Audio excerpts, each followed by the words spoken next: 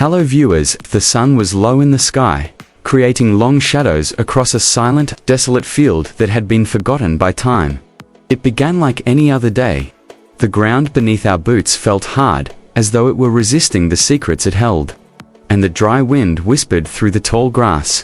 We were miles away from civilization, deep in the outskirts of an unmarked area, and we were only following stories, rumors, and old maps, as well as our instinct that something ancient was buried here. We weren't merely breaking ground with each shovel stroke, rather, we were slicing into the past. Hours went by. Blisters developed. Nothing, though, until a dull thud of metal. It wasn't rock, it wasn't clay, it reverberated. The silence was heavier than ever as we froze. Layer after layer of compacted earth was carefully brushed away as we cleared the area, exposing an odd, corroded surface that was curved, patterned, and unusually cold in spite of the sun. This was obviously not a naturally occurring formation. This was created by humans. There was more to this dot when we unearthed more of it. We discovered a huge vault-like structure that was octagonal in shape, buried deep in the earth, and had thick iron plating around the edges that had started to rust over time.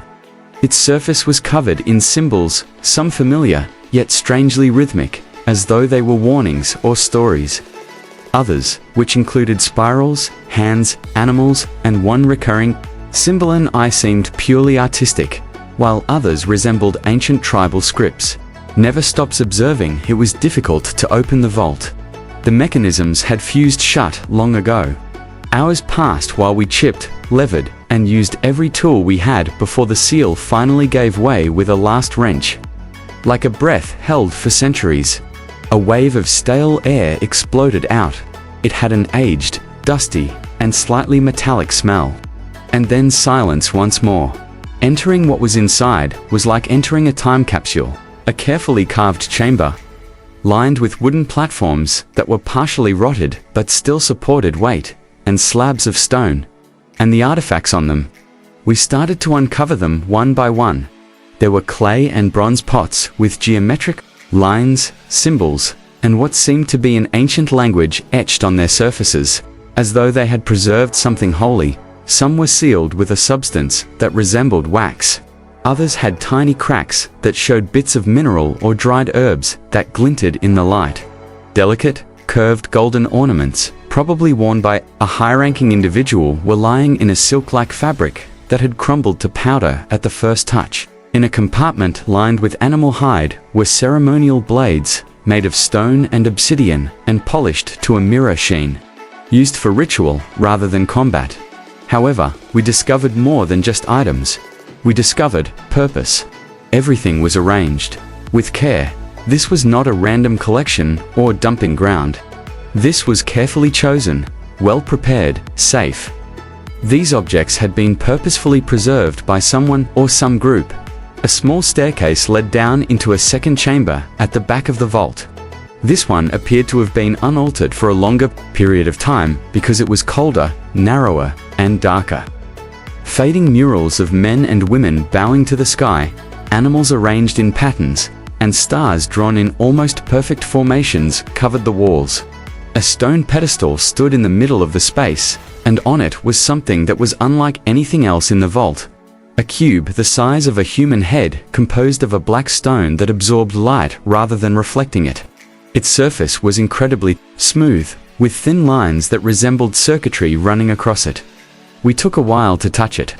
We simply stared, drawn closer by an odd pull that felt like instinct or gravity. Was it an artifact, a map, a message, or something much older and harder to understand? Additional objects were scattered around the cube, including sealed scrolls that were too delicate to open on sight, bone flutes that suggested music, and tiny ivory and jade figurines that showed humanoid shapes with elongated limbs and oversized eyes. Were they gods? Ancestors? Guests? We realized then that this was more than just a vault. The place was a shrine, a secret room designed to protect history as well as preserve it. The air became more dense. The room's sound seemed muted as if the past were drawing us into its embrace.